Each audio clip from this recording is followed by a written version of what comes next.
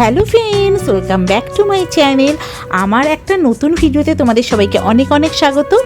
দেখো, বালপাড়ায় যে short video তোমাদের আমি শেয়ার করছি, তার মধ্যে আরেকটা স্পট হচ্ছে কুলাঙ্গার রিভার।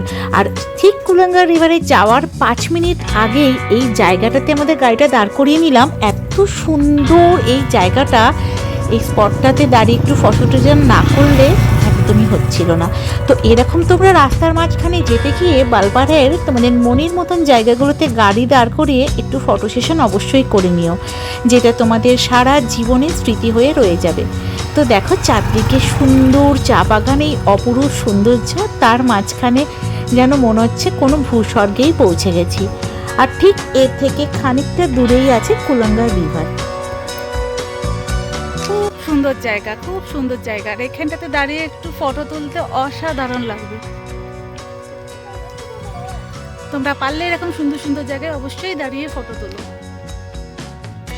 তো দেখো, আমরা চলে এসেছি আমাদের নেক্সট স্পটে, যেটা হচ্ছে কুলাঙ্গার রিভার। আর আমাদের এই জায়গাটাতে দাঁড়াতে গেলে দেখো, ছোট্ট ছোট্ট এখানে একটু আমের চাট বিক্রি হচ্ছে, তারপরে ভুট্টা বিক্রি হচ্ছে, আর তার সঙ্গে ছোটোখাটো জিনিস। যেখান থেকে একটু এরকম জায়গায়, পাহাড়ি জায়গায় যখন তোমরা কোনো সাইট সিনে নামবে, তো এরকম পাহাড়ি খাবারগুলো, টুকটাক জিনিসগুলো একটু কিনতে ভালোও লাগে। আর এদের যেহেতু এটাই জীবিকা, তাই এখান থেকে তোমরা একটু কিনে নিও। আমরাও এখান থেকে কিছু কিনে খেয়েছিলাম।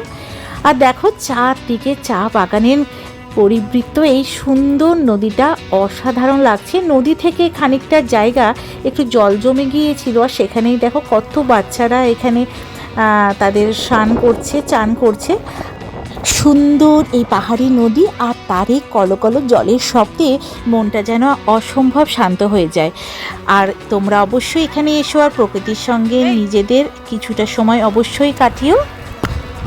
এই দেখো কুলাঙ্গার নদী, এটা এসছি। জলটা না আরো বেশি থাকে, বাট এখন একটু কম আছে জলটা।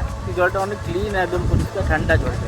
হ্যাঁ, সব থেকে বড় কি বলতে, এখন চা বাগান, আর তার তলা দিয়ে এই সুন্দর নদীটা, আর চারদিকে চা বাগান। অপূর্ব সুন্দর একটা জায়গা, বলো?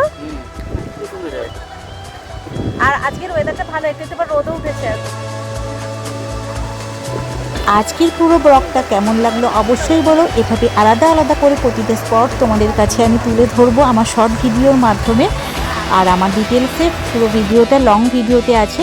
আর তোমরা খুব ভালো থেকো, সাবধানে থেকো। নেক্সট ব্লগে আবার তোমাদের সঙ্গে দেখা হচ্ছে। ততক্ষণের জন্য টাটা।